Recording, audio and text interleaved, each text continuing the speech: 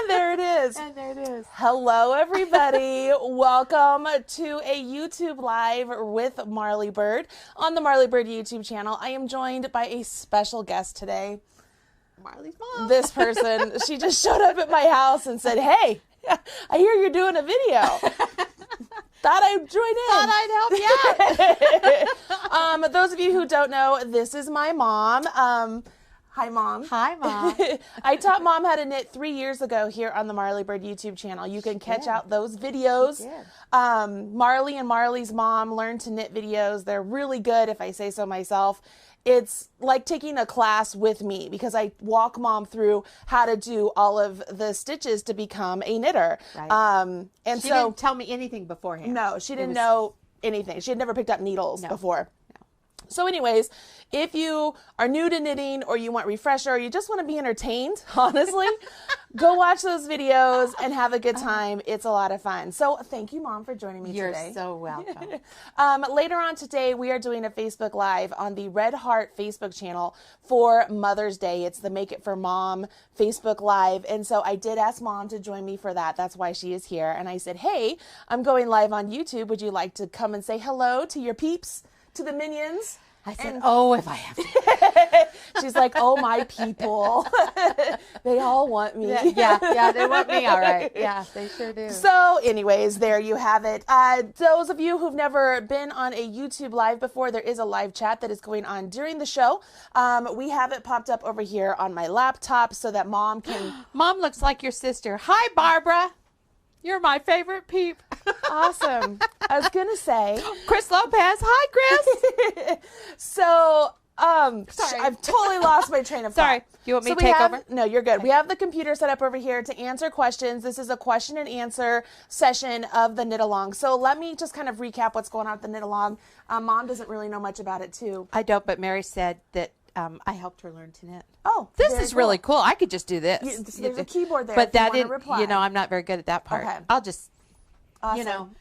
we Lori Wavy, connect. Marley's mom fan. Hashtag Marley's mom fan. Woohoo! Wow, this is fun. No, it really is. It's not a problem. We could do a Marley's mom YouTube. We could. And invite you every once in a while. Because I know it's important to you. Yes, that's it. You crack me up. I'm sorry. All right. So 3 years ago, we were doing a shawl pattern, and that's when I taught Mom how to knit. We've done various patterns throughout the years. We've done a couple shawls.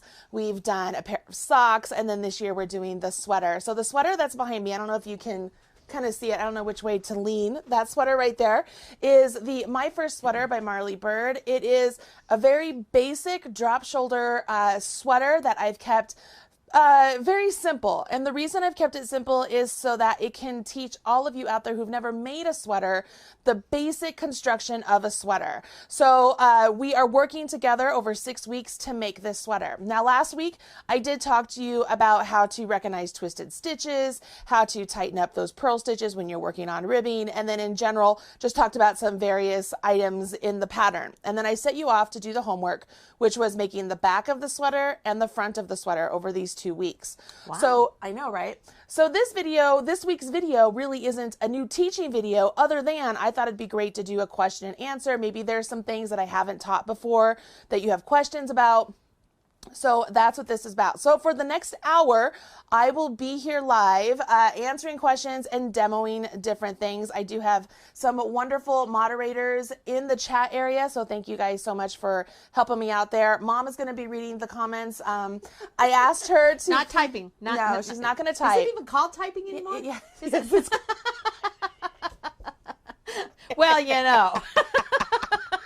Well, Mom hasn't worked in quite a few years. Oh my gosh, Mom's not on the Facebooks either. No, I'm not on the Facebooks. If I want to tell you something, by golly, I'll just call you up. No, I am on Instagram, but that's private. Yes, I know. That's in case I say something stupid. Y'all can't get mad at me. I'm on Instagram. Neener, you can't follow me. Well, Chris follows me. Yes. Well, you like Chris. I do. Well, I would like a lot of people, I'm sure, but I'm afraid, Open Sometimes mouth I have no insert- filter. And with that, so there you go. Mom's going to be reading the chat, and I asked her to please pull out various questions that I might be able to answer here on air. I will be glancing over to and answering questions. It won't be a laugh fest the whole time, I promise, but it'll be fun. So I'm curious. Many of you are here joining us live. I'm so happy you're here. How many of you got through week's 1 worth of homework? I did not. I got close. I am 14 inches in, and I have changed my pattern up just ever so slightly. I made a smaller ribbing at the bottom, and I'm actually going to make mine A-line so that way I can release a separate pattern when all of this is over. But I got 14 inches in on mine. So I'm still working along. But remember, I'm making the 2X. So I was just going to say, you're making yours bigger. I'm making a big one. For me, because it's probably a Mom's Day thing. And y'all didn't know. Yeah. That is and what this is a good color for me. Is it? Yes, it is. Okay. Sorry. No, but it's true. It's double the amount of work. So those of you out there who are making the extra large, the 2X, the 3X, the 4X, and you're seeing all these little tiny girls make all the smaller sizes and they're done with their backs and their fronts, don't worry. That's equivalent to like one of our backs. So we're still good. We're golden. We got this. We're in this together. How do they know how many to add? Like on your deal, does it say size? Yeah. Size-wise? Oh, so they got this pattern. Because I'm not making one. Yes, I know. So, I wasn't invited to make one. Right. So on the pattern that they downloaded from, or not downloaded, but they got from my website, they have all the instructions they need. Oh, so they're able to follow along. Okay, I'm sorry, I didn't mean to interrupt. No, you're fine. You didn't mean to interrupt. So let's see here. So the first thing that I know some of you have been asking me for in the group, I'm going to answer the group ones first. Somebody asked me about binding off because there are some brand new knitters who don't know how to bind off. So I'm going to show you 2 bind offs. I'm going to show you a normal bind off, and then I'm going to show all of you what I call a stretchy bind off. It's a bind off that has a lot of give and stretch to it. Now, do I recommend the stretchy bind off for the bind off of this sweater? Not particularly, because we want to make sure that we have nice solid seams at the top of the sweater to hold the weight. If you want to give it a try though, you're more than welcome to do that. I would like to show you 2 different bind offs here at the start. So we're going to begin with that. I'm going to switch the view up here and let's see if this will work for me today. All right, so here we are. They can still see you. It's up in the corner. I was just getting nervous. I was like, oh, I can like blow my nose down. Nope, they can still see you. So let's use this little one. Can you guys all see this? Tell me in the chat room if you're able to see the dark colors here, or if you think I should go ahead and switch over to this swatch like I was using last week. I think I should use this swatch. I think it's going to show up better. So that's what I'm going to do. I'm not even going to wait for your answers because I think that's what it's going to be. So we're just going to pretend this is the top of our sweater. Okay, so you have finished with your wrong side. You've turned your work. You're on the right side and it's time to bind off stitches. So what we're going to do if you were doing a quote unquote normal bind off is you would knit 2 stitches. So we're going to just knit 2 stitches. And if that first stitch is a little bit loose, it's okay. It doesn't hurt anything. But if you want to, with your yarn, if you tug your yarn and sort of wiggle your needle, it tightens up the stitch below and the stitch that's on your needle. So it just makes it a little bit more clean. I know somebody was asking me how to tighten up that side edge, but so the answer, wiggle and tug. Wiggle your needle, tug your yarn. Just make sure you don't do it so much so that this starts to pinch up too much, okay? So we're gonna knit 2 stitches. And then all we're going to do is we're going to have the first stitch we knit jump up and over the second. So we're going to grab that first one, have it leapfrog up and over the second stitch. Then you knit 1 more stitch, have the back stitch jump up and over the front stitch. And this is binding off your stitches. Can you see that? Back stitch, jump up and over the front stitch. If you want to do the stretchy bind off, it's the same motion. You get to 2 stitches. So should I back up? Do you think it'd be easier if I just back up? Oh, are you talking to me? Yeah. I am talking to you. Figured I'd include you in the conversation. I wasn't paying attention. That's I was all right. reading. I'm sorry. No, you can read.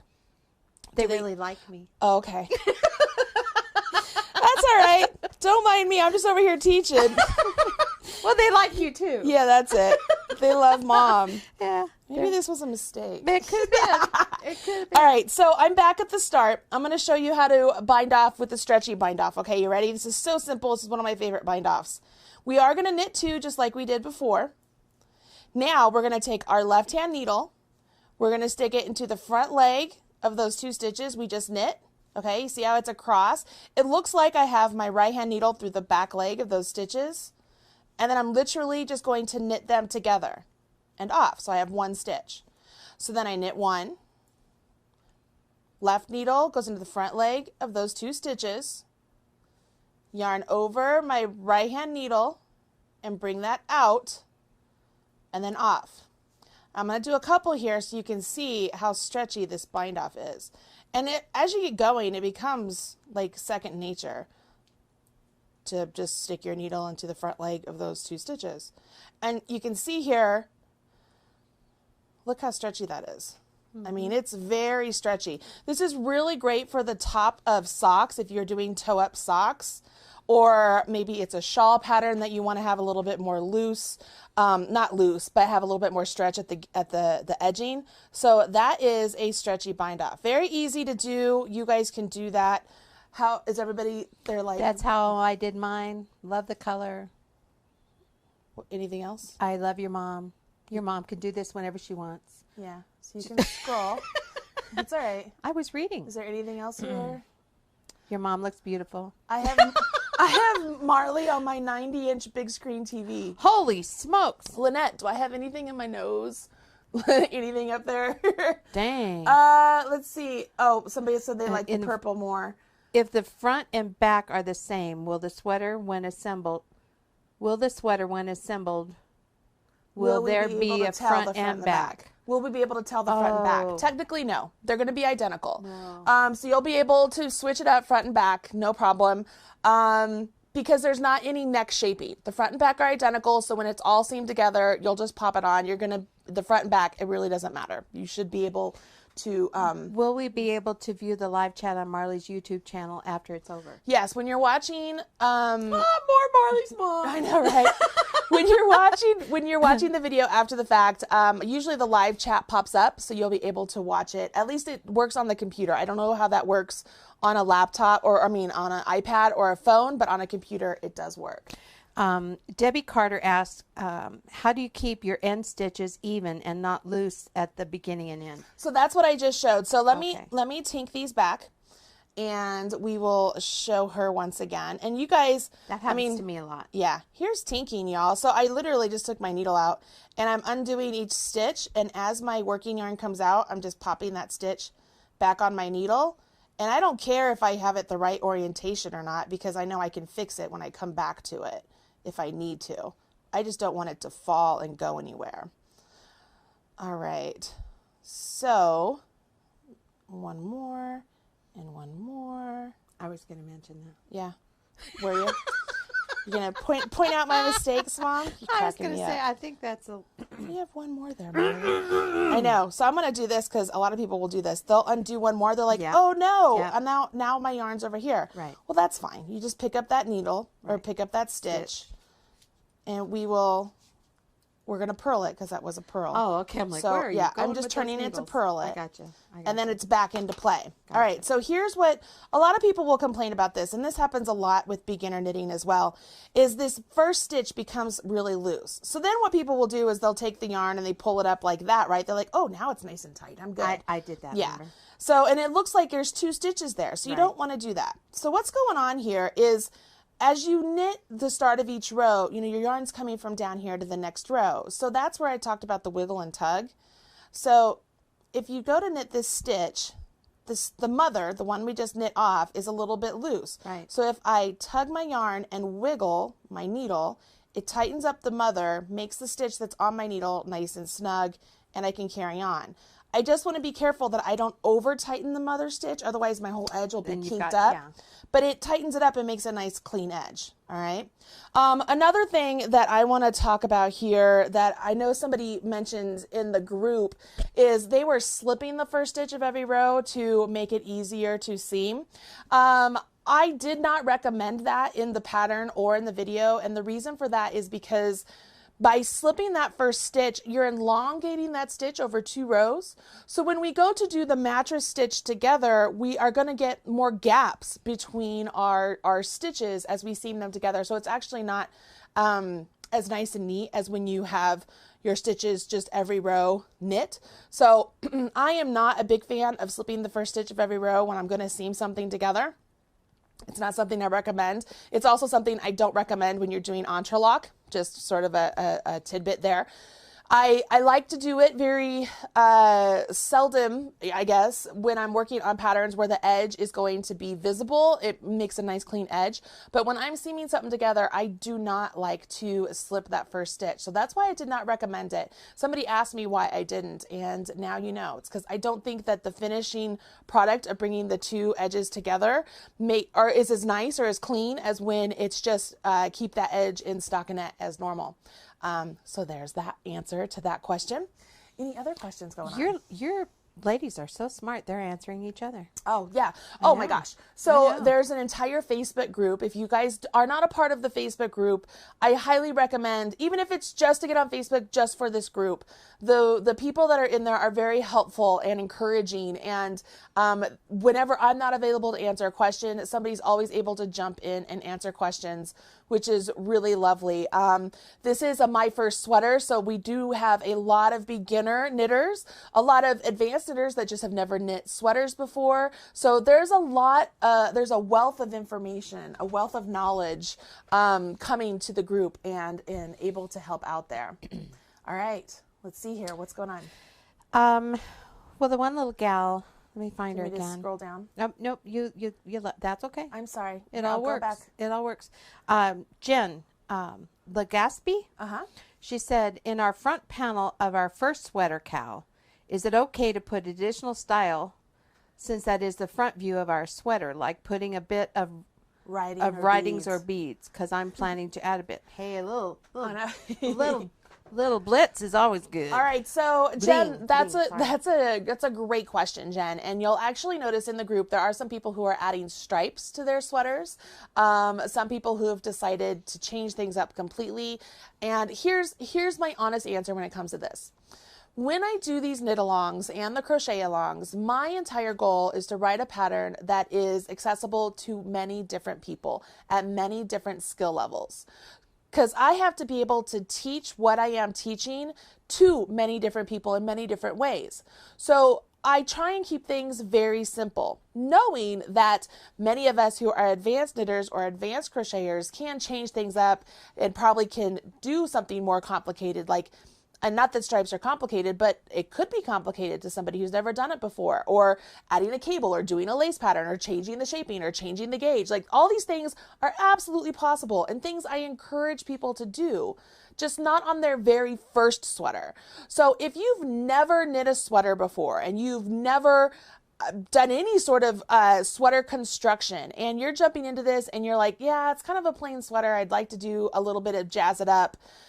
If your jazzing up isn't going to change the effect of the sweater, as far as it's not going to change the shape, you're not changing the gauge, you're just changing the look for you, I say go for it. But if you are looking at this as your first sweater and you're like, well, you know what, I didn't get gauge, so I'm going to just do one of the larger sizes. I'm going to come back to that one. Don't do that. Remind me to come back to that. I'll come back to that, but don't do that. Or maybe you're just like, I want my fabric to be a little bit like more dense, so I'm going to change this aspect of it. Don't do that. I want my sleeves to be short sleeve instead of long sleeve. Don't do that. Like, change it, but don't do that. No. I know. I'm teasing. If this is your first sweater, right. I want you to make the sweater the way I designed it, because my point is, I'm telling you, here's your textbook. We're not going to deviate from the textbook. Let's learn what's in the textbook, and then we can learn how to change things up and make things our own. But we've got to have a standard, a starting place to begin with. And I need all of you on board with that. You know what I mean? So it's not that I'm anti-changing my patterns. That is so far from the truth, it's ridiculous. It's just that when we're doing the knit-alongs, I really like to be able to help people along the way and hold their hand and have a lodestone, a place to start, a place that everybody is the same. Everybody's on the same Yeah, everybody's page. on the same page. Because when we start changing things up, which, you know, like I said, people who are advanced knitters and whatnot can do that. And I encourage you to do, I'm doing that. But it's hard for me to be able to know, you know, how to teach you and how to, that's too much time. I can't do that. So that is a very long-winded question, or long-winded answer to your easy question, Jen. Can you jazz up the front a little bit with some beads or some color? Absolutely. If it's not going to change your gauge and everything's going to stay the same like that, absolutely go for it. But everybody else, if you have never knit a sweater before and this is your first sweater, just, you know what, let's just go along for the ride. Let's finish this sweater and then we can try something else. Now I'm going to go back to the first question, the first thing that I'd put a pin in. I've had a couple people, both here on YouTube, leave comments, and people in the group ask me, okay, Marley, I didn't get the gauge. I got a slightly smaller gauge where I got more stitches per inch. So I'm just going to make the larger size than what I really am, and it'll be fine. So my first question is, you've never made a sweater before and you want to make a sweater that fits. So why are you causing yourself already problems by choosing a pattern or choosing a size that already isn't meant for you? Like, it's not, you're already trying to change things up. Don't do that. You want a sweater that fits. Get the gauge like you're supposed to. Choose the size like you're supposed to. Don't assume that another size is going to be right for you. And then at the end of the day, you spent 6 weeks knitting a sweater and it doesn't fit. And you're like, oh, Marley's sweater pattern doesn't fit. No, you didn't follow the instructions. You didn't get the right gauge. You didn't choose the right size. You went rogue. So yes, it might, oh, no. right? It might seem like, oh, it's logical. I have a smaller gauge. I'll just choose a bigger size. Everything's going to come out fine. No, the whole point of this knit along. I would think that way. Yeah. I mean, I would. Right. Yeah, but the whole point of the knit along is to be able to know how to go beyond this sweater pattern, to choose other sweater patterns and be able to follow them and get the results you want. So you want to make sure that you aren't just going rogue and choosing any size you want and just, oh, I'm going to use this gauge. I'm just going to change this up. No, don't do that. Please don't do that. There's a reason that this gauge is for this yarn, for this pattern, so on and so forth. That also coincides with people who are like, oh, it's stockinette. I'm just going to knit it in the round up to the armholes, and then I'll go back and forth.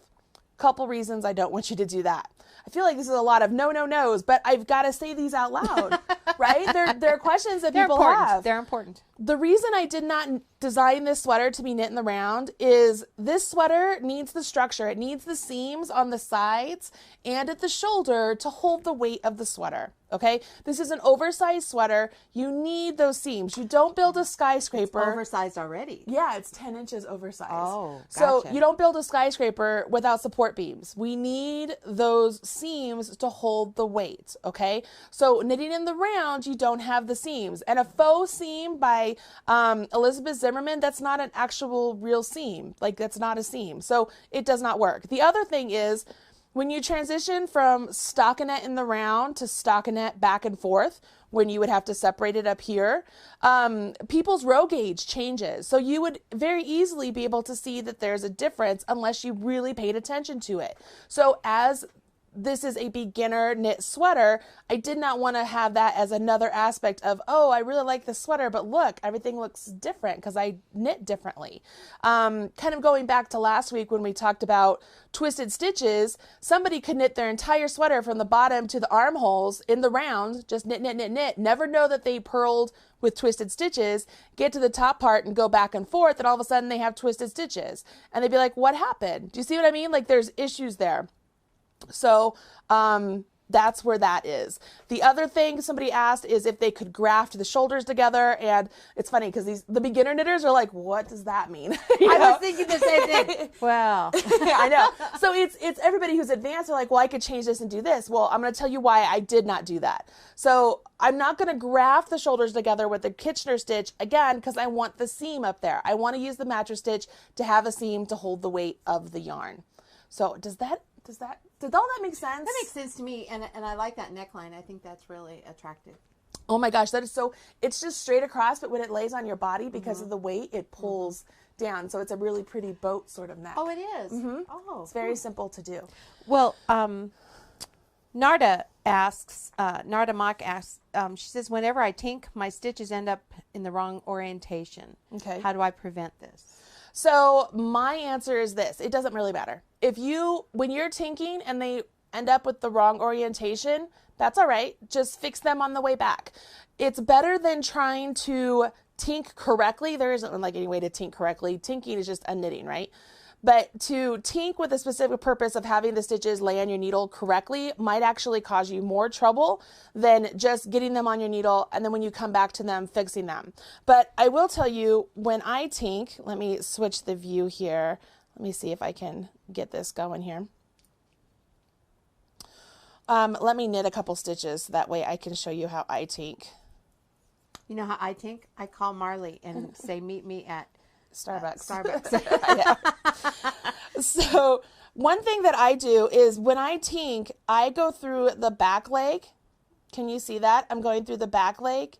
And by going through the back leg and transferring that stitch over, it puts it on the needle correctly. Okay. So that's not tinking. I was just transferring a stitch over. But with the mother, right down here, that's the one we're tinking into. I go into it and I make sure when I'm going through the hole, it's like I'm going through the back leg. Can you see that? Mm-hmm. So I'm not coming through the front. I'm not going like this. I'm not going like this. Mm-hmm. You don't want to go this way. It's just like this. And put it on and it lays properly. Okay. Gotcha. So you could be possibly going like this and that will put it on there incorrectly. So always go from front to back. And that's even if it's a purl, front to back. Gotcha. Okay. Pretty simple. Pretty simple stuff. What's next? Well, Diane Dickey, I think, she says shoulder setup row calls for M1. Mm-hmm. Do we do that the same way as the previous, even though it's a purl row? So that's a very good question, and a lot of people have asked that. Yes, you could do a make one purl, you could do a make one knit. It really didn't matter too much because it will be in the seam. That's why I didn't specify. But a make one purl, you guys, I mean, you probably know how to do this. When you pick up your stitch, you will go into the back leg and then purl it. Oop, I split my yarn. I did it again. I keep splitting my yarn. And then off, okay? So it leaves like that little small purl bump. But that make one when we're doing up at the shoulder, it's so small and it's going to be right by the seam that it's not going to show. So even if you did a make one knit, it's really not that big of a deal. I'm going to show people how to do that again because I'm sure people are like, what did she just do? So I'm going to knit one just so I can get over here. So here's the strand between my stitches. I'm going to take my left hand needle. I'm going to pick it up from front to back. And see how it's laying on my needle correctly, but I want it to twist. That way I don't get a hole. So if I were knitting, I would knit it through the back leg to knit it and twist the stitch. But because I'm purling, I'm going to purl it through the back leg. So I just come from the back like so. Does that make sense? I'm going to come from, let's see, that's the left side of the back leg to the right side and then purl it. Leaves that little tiny purl. No problem. Robin Platt asked how to fix mistakes in ribbing would be most helpful. How to fix mistakes in ribbing. Oh man, we did a whole video on that. We did. I was just thinking I could hang out with Robin.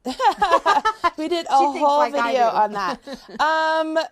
What does she mean? Like if there's an entire stitch that's wrong? Come on, Robin, come back. I'm not entirely sure what that means. I mean, because if you have an entire, like, let's pull this down here. If I had an entire panel of stitches that were incorrect, the best thing is to pull out my needle and put my needle back in and fix. If it was just one stitch, dropping down and fixing that one stitch and coming back up is the easiest. How about this? Instead of that, while she's getting her stuff together, why don't I show you guys how to add a lifeline? Because I know there were a lot of questions about that. So while she's doing that, I'm going to grab some more yarn here. When you are adding a lifeline, first off, a lifeline is a point in your work that you know everything is correct, and it's a point that you can come back to if you made a mistake later on. You're like, oh my gosh, and you have to rip out, and you come back to this point where the lifeline is, and it's holding all of the stitches for you so that they don't go anywhere. Okay? Wait a minute. So the lifeline, everything from the lifeline down is correct. So okay. Yeah. So what you would do is say that this point here, I'm like, everything is perfect. I want to make sure that I have a point that I know if I have to rip back to this point, all of these stitches are going to be on this gotcha. string, and I'm going to be okay. I get it. Well, it's called a lifeline. Yeah, it's called a lifeline. It's really useful in lace, especially. So what I could do is at this point, one of the things that I think is the easiest, especially with circulars, is I put the work onto the cable portion because you have more room, and I just thread some yarn onto a tapestry needle. It's useful if the yarn is really slick. This yarn isn't really slick, but it's what I have available right here. But if like you're using an acrylic or a wool, like having a cotton or a silk or something different. Yeah. Because then it won't stick to the fibers either. Gotcha. But all you would do is just have this cord is through all those stitches holding them. I'm just going to do the same thing with this needle. I'm just going to thread it through. You're going through all of them. So you're slipping it through the whole thing? Yeah, through the whole thing. The biggest thing is when I do my next row, I want to make sure I don't knit my my lifeline. I want to just make sure I'm still just knitting my stitches. Just ignore that the lifeline's there because it's just hanging out. It's just like, oh, I'm just going to hold these stitches here in case you need them later on. Does this make sense? Right. Yeah, I get it. So it's easy when it's on circulars like this because you can just do that. Okay, so now all of those stitches have a string through them now, so I have a point that I can come back to. Can you just use a crochet needle, or does it have to be that kind of needle to fix those? To fix? Yeah.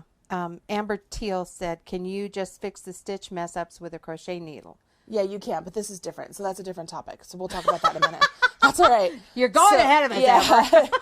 So with the lifeline, now that the lifeline is in place, I can put my stitches on my needle and I can carry on and just knit on here. Now the problem here is see how the lifeline kind of just sticks up there and it wants to get in the way. Right. Part of that is because I use thicker yarn and so it's kind of just in the way. All right.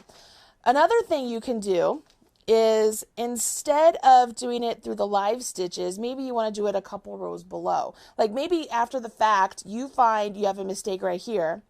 And so you don't know how to maybe it's the whole row and you can't just drop down to fix them. You have to rip out, but you're really afraid of dropping stitches. So you're like, okay, I'm going to add a lifeline after the fact, like down here. So you can do that also.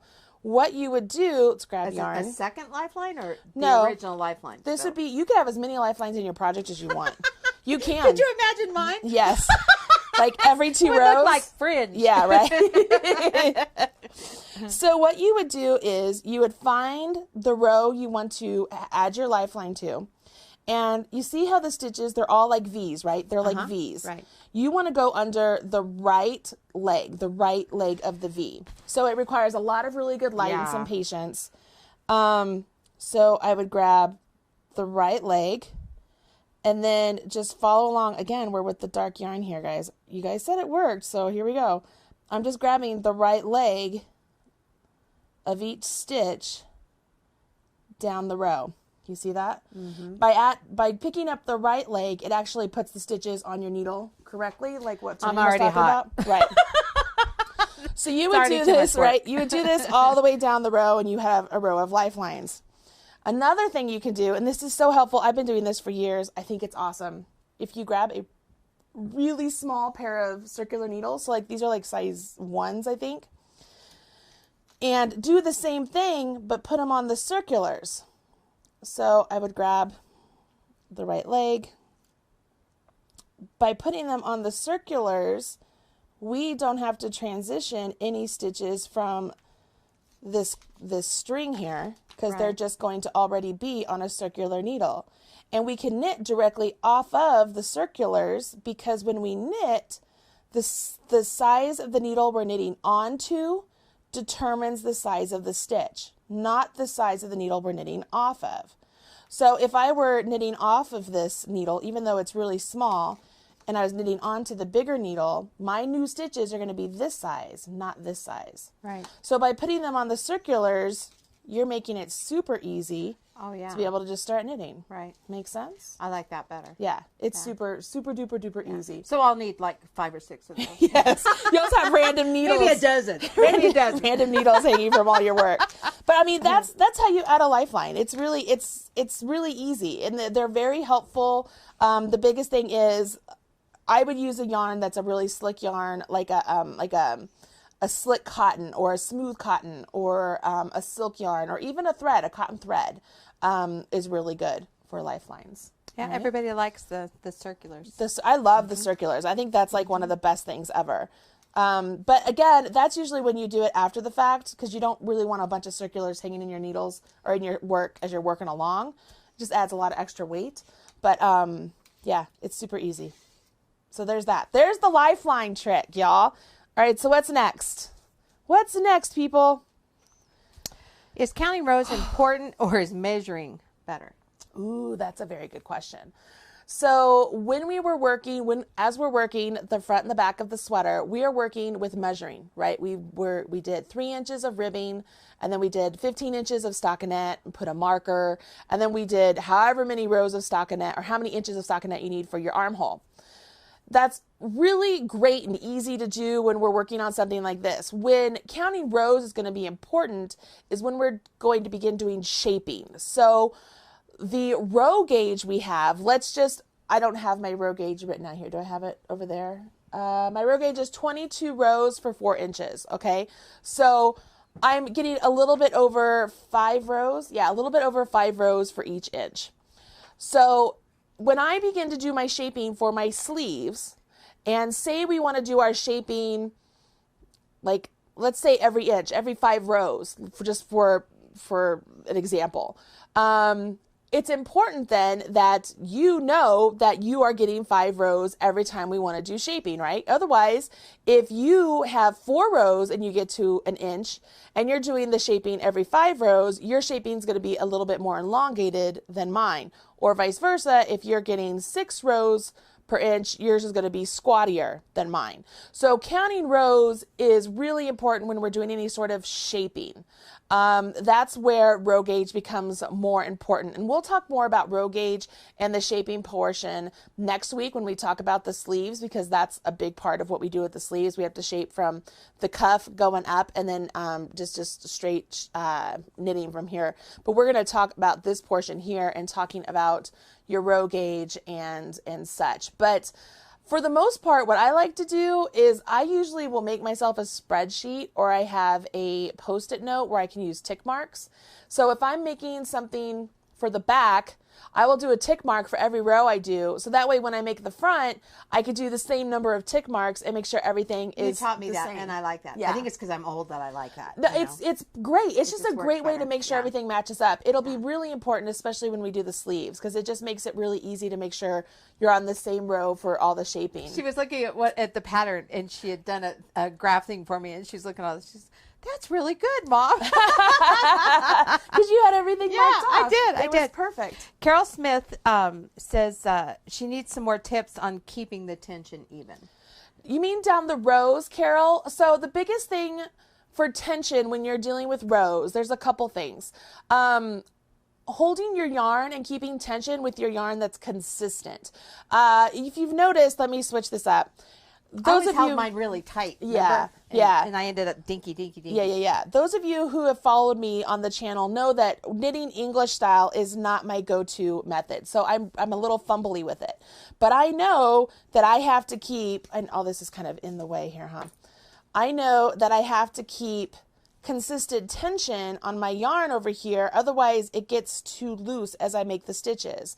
Because as you make a stitch, and you wrap your yarn around the needle and you come out, if you don't keep this yarn tense, that stitch becomes loose. Watch, I'm going to let go and come off. See how that, look, it just grew. So that stitch is no longer the size of my needle. I could almost fit a whole nother needle inside of that without any issues. So keeping that tension on my yarn allows that stitch to remain the same size as the needle, and I get even tension all the way down. That's why it's so important to figure out how to hold your yarn in your hand, whether it's in your right hand or your left hand, to maintain the tension of the loop that's on your needle. All right? Does that make sense? And that's the same thing if it were in my left hand. So this is my go-to preferred way of knitting. And one thing that I've noticed through the years is when I pop off, I tend to just give my yarn a little bit of a tug just to make sure that my stitch is the same size as my knitting needle. On the purl side, there are a lot of people who struggle. I'm just going to turn this. There are a lot of people who struggle with rowing out. Even I do. I have in this one, like I have a couple of sections where you see where it's a little bit rowed out. I was going to mention that. Oh, stop it. But like, it's just, I'll get those stitches a little bit looser than I want and it rows out a little bit. I mean, it's not my favorite thing and it happens. It's fine. Cause when I wash and block this, things tend to even out nice and neat. Yeah. The yarn relaxes and it goes in the place it's supposed to. Right. Now, if it was really bad all over, that blocking isn't going to help it out. But on the front, like for the most part, you can't tell. Like it just looks like plain stockinette. But when you're purling, that's where it's really important to keep the best tension. And I showed you guys this in week 2, but when you purl a stitch, even if you give it that little extra tug to tighten it up, it's just like keeping that stitch nice and snug when you're knitting to make sure it's the same size as your needle. Does that make sense? Hopefully, ask Carol if that answered her question. Hi, Carol. Did that answer your question? Oh, you are such a smarty pants. Let's see. How much time do we have? I'm not getting paid enough to type. I know, right? So there's 15 more minutes, guys. So what other questions do you all have? I'm measuring and counting. We did that already, right? No, it says, Angela says, I'm measuring and counting so both pieces match perfectly. Mm-hmm. Oh, well, that's good. She's really doing it. She's a smarty pants. She is. And, where are we at now? Lori says, Marley, a whole lot of people would like tensioning tips. Barbara says she always counts rows. That's good. Yeah. Me too. Keep track of what they're doing. Oh, sorry. Were you reading? Nope, you're good. Lori, wait. Because you're not now. Let's see. Chris, I'm a thrower and my tension is okay. I don't know what Lori was saying. Let's see here. Notice she puts her arm around me. That's my cue to. No, it's not. It's hands off. You know what? Hands off. Okay. I'll push you off the seat. Oh, no, you won't. I know. You'll do it once, and that'll be the last time you do it. Oh, Mom, you crack me up.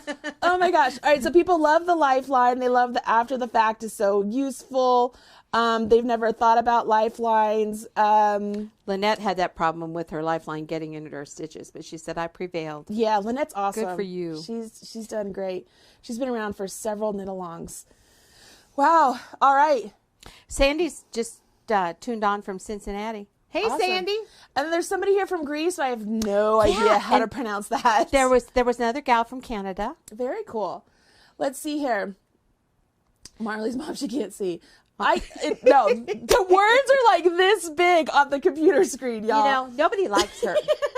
It's just her studio. That's why she's here.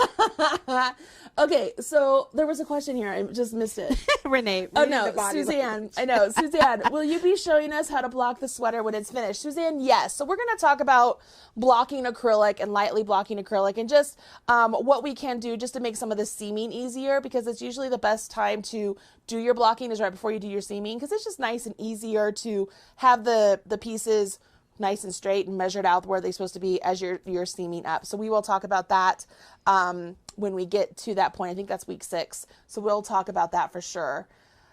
Hi, Beverly from Missouri. Narda says, please show how you hold your yarn for Continental. All Rachel right. King is here from Canada, too. Awesome. All right. So Continental. Yes, how to hold your yarn. All right. Oh, gosh. All right. So for me, when I hold my yarn Continental, I wrap it around my pinky a couple times. And then I take these 3 fingers and I go underneath. And for me, when I grip my needle now, I like my pinky, I find that I move it to let the extra yarn come out. And then I move my pointer finger a lot more than other Continental knitters. So when I go in, see how I use my pointer finger to move the yarn where I want it. So I don't move my wrist as much as other Continental knitters who will go like this. They call it pickers, because they're going in and they're picking at the yarn to bring it back. But see how much hand movement that is? I use my finger.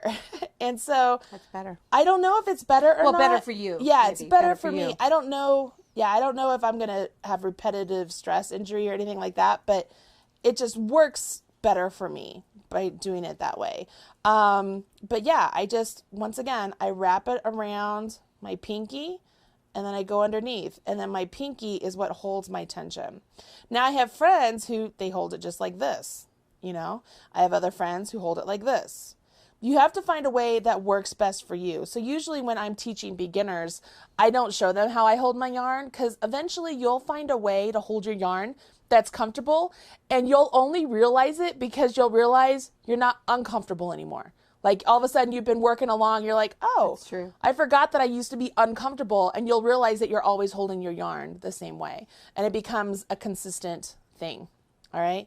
And when I purl, I mean, everything is still there, and I use my finger a lot to purl too, to control the movement of where I'm going. Melissa Elder wants to know, what bind off do you recommend? Did we do that earlier? We did that one earlier. Okay. So for the sweater, I recommend doing the normal bind off, as long as it's not super tight. You want to make sure it's not super tight and it's gonna alter like the width of your fabric. You want to make sure that it's still that your fabric is still just like this, right? So I would recommend the normal bind off, just like you normally would. Just make sure that it's not, I'm not going to say make sure it's loose. I'm going to say make sure it's not too tight. And you'll know what I mean. Like, you just do your normal bind off and make sure that it's not too tight. Lori needs to know, she says, Marla, you can't leave without solving this. Mom said Starbucks, but it was my understanding that we minions work at Panera. Which is it? So Lori, I go to Panera. Mom likes to meet at Starbucks. Well, Mom was in a panic. So it was like, you're coming or I'm coming. We're doing this now. I mean, Starbucks was probably had, 15 minutes left before they closed? They did. And I was like, I'm getting in, and they're not getting me out until she fixes it. Yeah, she just was like, here. Yeah. Oh my gosh, I had made such a mess. So that's why it was Starbucks for me. Yeah, but I like Panera. I go to Panera, and I will usually sit there at one of the tables, and I'll work all day long. I'll have it like be a virtual office for me. So I love Panera. Holly Loves Crochet wants to know, if you want your sweater longer, do you add to the length before the armhole? Yes. Yes. Yes, you I do. wouldn't even know that. That's a very... I need you. I need you. Yes, that's exactly where you would add your length, is below the armhole. Because everything above the armhole, that's when we're dealing with the width of your... I'm getting more technical than you really need to be. It's your crossback measurement, it's your upper body measurement, it's the sleeve placement. There's a lot of things that happen above the armhole on this sweater, and not so much on this sweater, but on future sweaters. When you're going to make alterations above the armhole, that's when things get really tricky. So yes, whenever you're going to add any length or anything like that, it's better to do it below the armhole.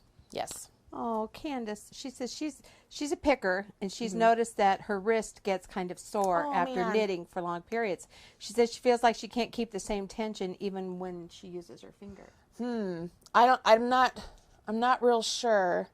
Cause I mean, so I don't use my wrist a lot. Obviously you just saw that I don't use my wrist a lot, and she uses her finger.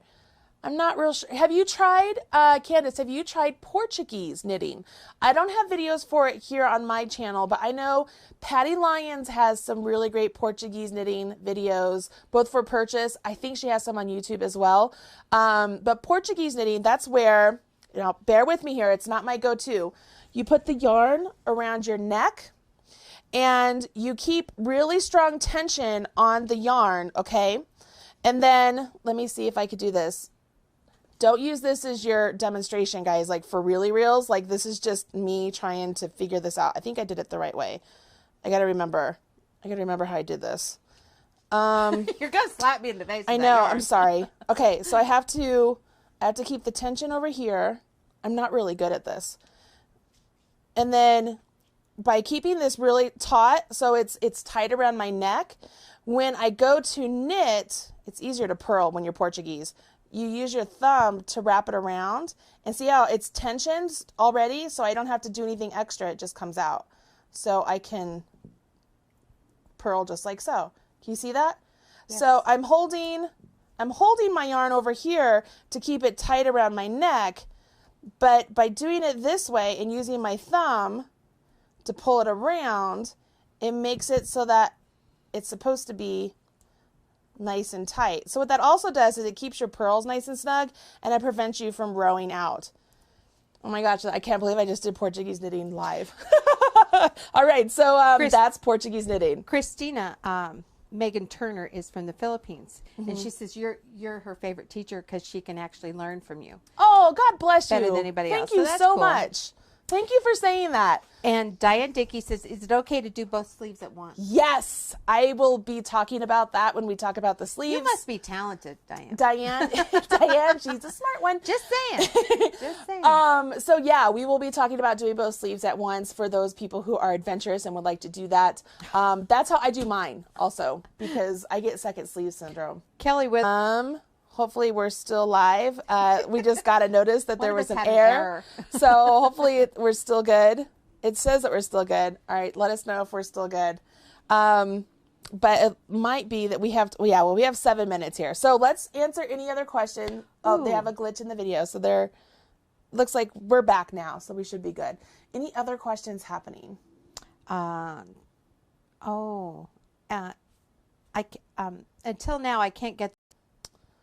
I don't know what's going on. Honestly, I'm not touching that. I know. Let me see here. I had to refresh, Renee said. Still there. All right. Refreshing worked. Frozen. Sorry, guys. I'm not sure what's happening. Maybe we should wrap this up because something's happening around here, and so we're getting some glitches. So sorry. I didn't touch it. I know.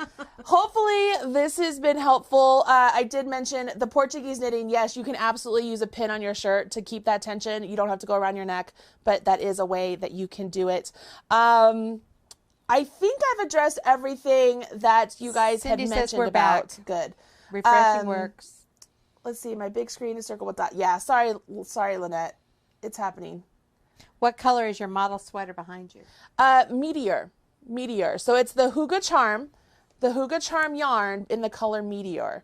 And then I'm using the gray color. What color is this? Shooting Star. I'm using Shooting Star.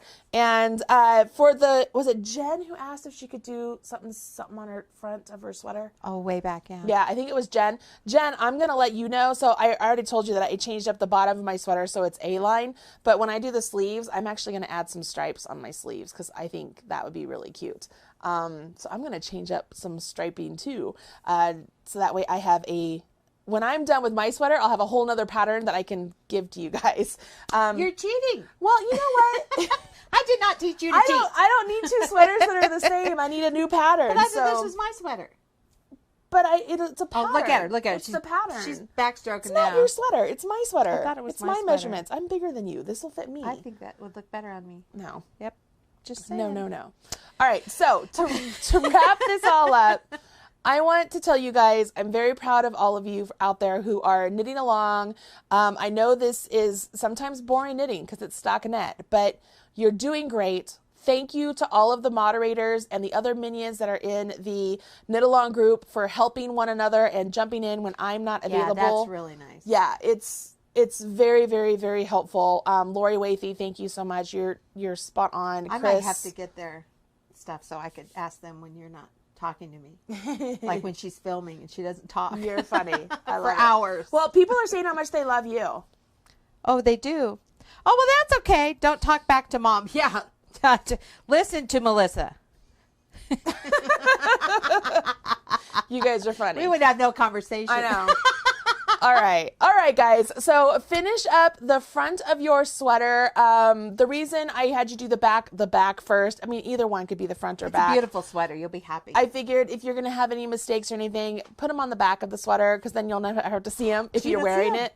Like Michelle. See, I'm thinking about you guys. My daughter, if she had a spot on the front, she would just turn her shirt around. And so if you saw her and she was wearing her shirt backwards, you knew why. She still does that. She is funny. If you guys would like more Marley and Marley's mom antics, we are going to be on the Red Heart Facebook page today at 1 o'clock Mountain Time, 3 o'clock Eastern Time, talking about Make It for Mom. There's some fun. Yeah. Make it for Mom. Yeah, make it for Mom. Yes. Make it for Mom. Make it for Mom. So join us over there. Other than that, thank you so much for joining us today.